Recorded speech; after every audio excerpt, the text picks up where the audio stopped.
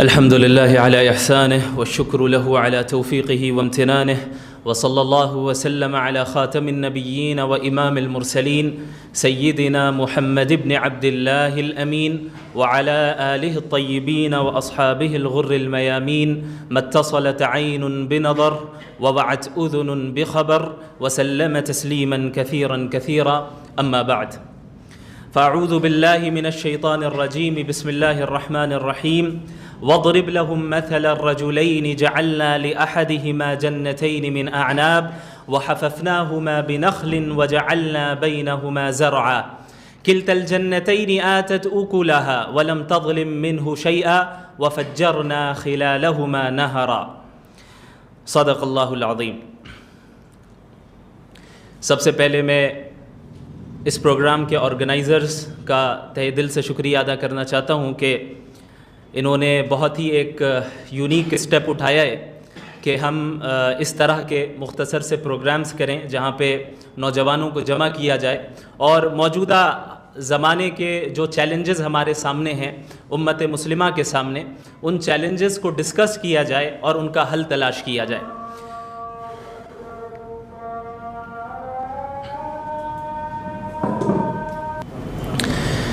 آج جو میرا ٹاپک ہے وہ ہے ایمان ورسز مٹیریلزم، ایمان ورسز مادیت. ابھی میں نے چند آیتیں آپ کے سامنے پڑھی ہیں، وہ آیتیں سورۃ الکہف کی آیتیں. اگر ان آیتوں پر ہم غور کریں اور ان کی تفسیر کو سمجھنے کی کوشش کریں تو ہمیں ایسا محسوس ہوتا ہے اور ایسا معلوم ہوتا ہے کہ گویا یہ آیتیں آج کے زمانے کے متعلق ہی نازل ہوئی ہیں. ان آیتوں میں اللہ رب العالمین نے دو دوستوں کا ذکر کیا ہے اور اللہ رب العالمین نے فرمایا کہ وَاضْرِبْ لَهُمْ مَثَلَ الرَّجُلَيْنِ جَعَلْنَا لِأَحَدِهِمَا جَنَّتَيْنِ مِنْ أَعْنَابٍ وَحَفَفْنَاهُمَا بِنَخْلٍ وَجَعَلْنَا بَيْنَهُمَا زَرْعًا. کہ آپ لوگوں کے سامنے دو دوستوں کا ذکر کر دیں، ان کا واقعہ بیان کر دیں. ان دو دوستوں میں سے ایک شخص ایسا تھا جس کو اللہ رب العالمین نے اس زندگی میں بہت سی نعمتوں سے نوازا تھا. اسے مٹیریلسٹک لائف حاصل تھی، لگژریس لائف حاصل تھی اور دنیا کی بہت سی نعمتیں اسے حاصل تھی. اللہ نے فرمایا کہ اسے اللہ رب العالمین نے دو باغات دیے تھے. ایسے باغات تھے جو انگور کے باغات تھے، انگور جیسا مرغوب پھل، اور پھر اس کا مکمل باغ، اور پھر باغ بھی ایک بلکہ دو باغ، اور اس کے علاوہ وجعلنا وحففناہما بنخل. اس ان انگور کے دو باغات کو اللہ نے کھجور کے درختوں سے گھیرا ہوا تھا. یعنی انگور کے باغات بھی ملے ہوئے ہیں اور کھجور کے درخت بھی موجود ہیں. اسی طریقے سے وجعلنا بینہما زرعا، اور صرف اتنا ہی نہیں بلکہ ان دو باغات کے درمیان اللہ نے اسے کھیتی بھی دے رکھی ہے. اب یہ کتنی بڑی نعمت.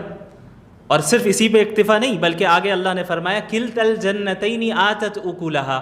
یہ جو دو باغات ہم نے اسے دیے تھے وہ باغات ایسے نہیں تھے کہ جو بیکار ہو، بلکہ پھلوں سے لدے ہوئے باغات. اب آپ ان چیزوں کو گنیں. سب سے پہلے انگور جیسے مرغوب پھل کا باغ، اور وہ باغ بھی ایک نہیں بلکہ دو. پھر دونوں باغات کھجور کے درخت سے گھرے ہوئے، اور پھر ان باغات کے درمیان کھیتی. اور پھر اس کے بعد اللہ نے فرمایا وَكَانَ لَهُ ثَمَرٌ وَفَجَّرْنَا خِلَالَهُمَا نَهَرًا. اور دو باغات بھی ایسے کہ جو پھلوں سے لدے ہوئے، اور پھر ان دو باغات کے درمیان ہم نے ان کے لیے، اس شخص کے لیے نہر بھی نکال دی. اب آپ اس زمانے کے اعتبار سے اگر اس چیز کو دیکھیں تو ہمیں معلوم چلے گا کہ اس وقت کی جو لگژریس لائف ہو سکتی تھی وہ لگژریس لائف اس شخص کو حاصل تھی. مادی اعتبار سے، مٹیریلسٹک لائف کے اعتبار سے اس کے پاس کوئی کمی نہیں تھی.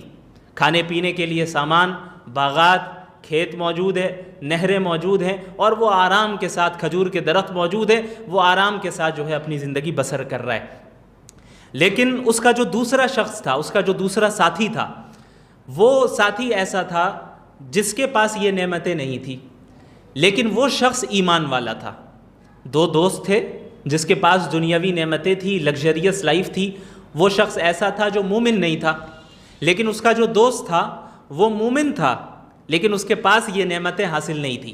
تو ان دونوں کے درمیان کچھ کنورسیشنز ہوئے، کچھ ڈسکشن ہوئی جس کا ذکر اللہ نے سورۃ الکہف میں فرمایا ہے. اور اگر ہم اس چیز کو اور ان آیتوں کو اور ان آیتوں سے جو ہمیں لیسنز ملتے ہیں اگر ہم نے ان کو سامنے رکھا تو میں سمجھتا ہوں کہ آج کی زندگی میں اور آج کے زمانے میں جہاں ہمارے یہاں ویسٹرن سویلائزیشن کا غلبہ ہے، مادیت کا غلبہ ہے، مادہ پرستی کا غلبہ ہے، مٹیریلزم کا غلبہ ہے، جہاں ہم نے مٹیریلسٹک لائف کو ہی سب کچھ سمجھ کے رکھا ہے، اللہ نے ان آیتوں کے ذریعے آج کے زمانے کے لوگوں کو خاص طور پر رہنمائی فرمائی ہے. چونکہ ہمارا جو یقین ہے اس کتاب اللہ پر، قرآن کریم پر، کہ یہ کتاب اب قیامت تک کے لیے، ہر زمان و مکان کے لیے، تو ہر زمان و مکان کے لیے ہونے کا لازمی تقاضا یہ ہے کہ ہر طرح کے فتنے کا مقابلہ کرنے کا طریقہ اور ہر طرح کی مشکلات کا حل اس کتاب میں ہونا چاہیے. تبھی یہ کتاب وہ ہوگی جو قرآن کریم قیامت تک کے لوگوں کے لیے ہدایت نامہ ہے. اور اسی لیے اللہ رب العالمین نے آج کے زمانے کے لوگوں کے لیے بھی اور ہر اس زمانے کے لوگوں کے لیے جہاں پہ مادہ پرستانہ مزاج بن چکا ہے، جہاں مٹیریلزم والا مزاج بن چکا ہے، اسے ہمیں کس طریقے سے اس کا مقابلہ کرنا ہے اور دنیا کی حقیقت اور زندگی کی حقیقت کو کس طرح سمجھنا ہے، اللہ نے ان آیتوں میں بیان فرمایا. تو یہ دو ساتھی تھے، دو دوست تھے. ان دونوں کے درمیان اب ڈسکشن اور ایک کنورسیشن کا سلسلہ شروع ہوتا ہے. اللہ فرماتے ہیں کہ یہ جو شخص تھا جسے مٹیریلسٹک لائف حاصل تھی اور لگژریس لائف حاصل تھی، اسے اس اپنی لگژری کا جو ہے نشہ اس کے اوپر چڑھا ہوا تھا. جیسا کہ ہمیشہ ہوتا ہے مالدار لوگوں کے اوپر جو ہے ایک مالداری کا اور غرور اور تکبر کا ایک نشہ چڑھ جاتا ہے. اہل حکومت کے اوپر حکومت کا نشہ رہتا ہے، عہدے داروں کے اوپر عہدے کا نشہ چڑھ جاتا ہے، جاگیرداروں کے اوپر جاگیر کا جو ہے نشہ چڑھ جاتا ہے، بزنس مین کے اندر بزنس اور تجارت کی ترقی کا غلبہ اور اس کا اثر اور نشہ چڑھ جاتا ہے.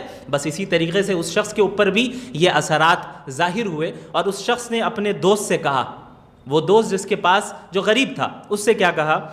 وَكَانَ لَهُ ثَمَرٌ فَقَالَ لِصَاحِبِهِ وَهُوَ يُحَاوِرُهُ أَنَا أَكْثَرُ مِنْكَ مَالًا وَأَعَزُّ نَفَرًا. اس مالدار شخص نے اپنے مومن دوست سے کہا کہ دیکھو، اس سے بات کرتے ہوئے کہ میں تو تم سے زیادہ مالدار ہوں اور اپنے جتھے کے اعتبار سے اور لوگوں کے اعتبار سے میرا جتھا زیادہ مضبوط ہے. اب جو مالدار ہوتے ہیں اس کے پیچھے 8 لوگ اور آگے 8 لوگ گھومتے پھرتے ہیں کہ نہیں، تو اسے اس پر بھی غرور ہوتا ہے کہ بھائی کوئی میری جوتیاں سیدھی کر رہا ہے، کوئی میری کار کا دروازہ کھول رہا ہے، کوئی دھوپ میں مجھے امبریلا لے کر کھڑا ہے، کوئی میرے لیے پانی لا رہا ہے، کوئی مجھے باس کہہ رہا ہے، کوئی میرے سامنے ہاتھ باندھ کر آفس میں کھڑا ہے. تو یہ ایک غرور اور تکبر اس سے الگ آتا ہے. تو یہ غرور اس کے پاس بھی تھا. اس نے کیا کہا کہ انا اکثر منک مالا واعز نفرا، میں تو تم سے زیادہ مالدار بھی ہوں اور جتھے کے لحاظ سے بھی تم سے زیادہ مضبوط ہوں. میرا جتھا زیادہ اسٹرانگ ہے، میرے ماننے والے اور نام لینے والے، عزت کرنے والے زیادہ ہیں. تو یہ غرور اس کے اوپر، مادیت کا غرور اس کے اوپر تھا. اب اللہ اس کی بعض سائیکولوجی کو بیان کر رہے ہیں، جو اس کی سائیکولوجیکل کیفیت تھی اس متکبر شخص کی اور اس کافر شخص کی، جو عموماً ان لوگوں کی ہو جاتی ہے جو اس طرح کے غرور میں اور لگژریس لائف میں اپنے آپ کو بالکل انوالو کر چکے ہوتے ہیں اور اسے ہی سب کچھ سمجھتے ہیں. اللہ نے فرمایا وَدَخَلَ جَنَّتَهُ، اب یہ شخص اپنے باغ میں داخل ہوتا ہے اور وَهُوَ ظَالِمٌ لِنَفْسِهِ، اس حال میں کہ وہ اپنے نفس پر ظلم کر رہا ہے، چونکہ اس کے اندر غرور ہے، اس کے اندر تکبر ہے، اس کے نظریات صحیح نہیں ہیں، اس کی آئیڈیالوجیز صحیح نہیں ہیں، اس کے بلیف صحیح نہیں ہیں، اس کے افکار اور عقائد صحیح نہیں ہیں، لہٰذا وہ اپنے نفس پر ظلم کرنے والا ہے. تو داخل ہو کے کیا کہتا ہے؟ قَالَ مَا أَظُنُّ أَن تَبِيدَ هَذِهِ أَبَدًا، میرا یہ گمان نہیں ہے کہ اتنی بڑی یہ جو نعمتیں مجھے حاصل ہے کبھی ختم ہوں گی. میں نہیں سمجھتا کہ یہ نعمتیں کبھی ختم ہوں گی. انسان کی یہ فطرت رہی ہے کہ انسان ایک حالت کو دوسری حالت پر قیاس کرتا ہے. اب وہ ایسی سچویشن میں اس وقت تھا کہ جو لگژریس لائف ہو سکتی تھی وہ لگژریس لائف اسے حاصل تھی. اب اس نے اپنے فیوچر کے متعلق کیا گمان کیا، کیا قیاس کیا؟ وہ یہ کیا کہ یہ جو نعمتیں ابھی مجھے حاصل ہیں یہ تو کبھی ختم نہیں ہوں گی، یہ ہمیشہ باقی رہیں گی. اور ارباب حکومت کا بھی یہی معاملہ رہتا ہے. جس کے پاس حکومت آ جائے وہ سمجھتا ہے اب حکومت ختم نہیں ہوگی، یا میں ہونے نہیں دوں گا، یا فیوچر میں ایسی حالت میں منتقل ہوں گا جو میرے ماضی سے بہتر ہوگی. حالانکہ انسان اپنے فیوچر کے متعلق کوئی گارنٹی نہیں لے سکتا. ہو سکتا ہے آج خوشحال ہو کل اچانک غریب ہو جائے، ہو سکتا ہے آج غریب ہو کل اچانک خوشحال ہو جائے. لیکن عموماً جو لگژریس لائف میں ہوتے ہیں جن کے پاس مٹیریلزم اور مادیت کا جن کے اوپر غلبہ ہوتا ہے اور ان کے اندر مادہ پرستانہ مزاج بن چکا ہوتا ہے، تو وہ ان کے وہم و گمان میں بھی یہ نہیں آتی یہ چیز کہ وہ کبھی ان چیزوں سے باہر نکل سکتے ہیں یا اس کے خلاف کبھی ہو سکتا ہے۔ وہ سوچتے ہیں کہ ہم حاکم ہیں، ہم ہی حکومت چلائیں گے، ہم ہی رہیں گے، کون میرا مقابلہ کر سکتا ہے؟ ہم مالدار ہیں، ہم ہی مالدار رہیں گے، آگے ہمارا مقابلہ کون کر سکتا ہے؟ ٹھیک اس طریقے سے اس شخص نے کہا ما اظن ان تبید هذه ابدا، میرا نہیں خیال ہے کہ یہ نعمتیں میرے پاس سے جو ہے کبھی ختم ہوں گی۔ وما اظن الساعۃ قائمہ، اور میرا یہ بھی گمان نہیں ہے کہ قیامت کبھی قائم ہوگی، چونکہ وہ اپنے باغ کا خدا خود بنا ہوا ہے، اس کے اندر اس نے اپنے اندر ہی خدائی کا دعویٰ کیا ہوا ہے، ٹھیک اسی طریقے سے جس طریقے سے فرعون نے کیا، انا ربکم الاعلی، میں تمہارا سب سے بڑا رب ہوں۔ کیوں کہا؟ اس کے اوپر مادیت کا غلبہ تھا، اور مادیت کا اور مٹیریلسٹک لائف کا ایسا غلبہ ہوا کہ یہ چیز اس کے ذہن سے نکل گئی کہ میرے علاوہ بھی کوئی ہے، میرے علاوہ بھی کوئی آ سکتا ہے۔ تو وہ کیا کہتا تھا کہ بھائی قیامت نہیں قائم ہوگی، میں ہی تمہارا سب سے بڑا رب ہوں۔ بھائی مصر کی حکومت کس کے پاس ہے؟ مصر کی بادشاہت کس کے پاس ہے؟ مصر میں موجود باغات پر کس کا کنٹرول ہے؟ مصر میں پر چلتی اور بہتی نہروں پر کس کا کنٹرول ہے؟ تو یہ مادیت کا جب غلبہ فرعون کے اوپر آیا، تو جب یہ غلبہ اتنا زیادہ ہو جائے جو اس کا آخری درجہ ہوتا ہے وہ خدائی کا دعویٰ ہوتا ہے، کہ ایک انسان جو ہے خدائی کا ہی دعویٰ کر جاتا ہے، کہتا ہے کہ بھئی میں ہی خدا ہوں۔ تو یہ جو شخص تھا یہ بھی مٹیریلسٹک لائف میں اتنا زیادہ پھنسا ہوا تھا، اور پیسے، دنیاوی ترقی اور جو ہے مالداری، اور اس کے علاوہ ساز و سامان، باغات، کھانا پینا، لگژریس لائف کا اتنی اس کے اندر چاہت پیدا ہو گئی تھی کہ اب وہ حقیقت سے اندھا ہو چکا تھا۔ اب اس نے کہا ما اظن کہ وما اظن الساعۃ قائمہ، میرا نہیں خیال ہے کہ قیامت ویامت کوئی چیز ہوتی ہے۔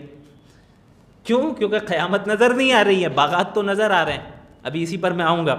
وما اظن الساعۃ قائمہ، اگر آپ نے ایک اصول کو سمجھ لیا جو میں انشاءاللہ عنقریب بیان کروں گا، اس اصول کو اگر آپ نے اپنے ذہن و دماغ میں، دل و دماغ میں بٹھا لیا، انشاءاللہ تعالی آپ کبھی بھی وہ اعتراضات یا ویسٹرن دنیا کی وہ آئیڈیالوجیز جو اسلام کو چیلنج کر رہی ہیں ان کے سامنے کبھی نہیں جھک سکتے آپ، انشاءاللہ تعالی اللہ کے حکم سے۔ اور وہ نقطہ اور وہ حل قرآن نے بیان کیا ہے، یہ میرا اپنا نہیں ہے۔ قرآن میں اللہ فرما رہے ہیں وما اظن الساعۃ قائمہ، وہ شخص کہتا کہ میرا نہیں گمان ہے کہ قیامت کبھی قائم ہوگی، اور وَلَئِن رُدِدتُّ إِلَىٰ رَبِّي، لیکن اگر ہو بھی گئی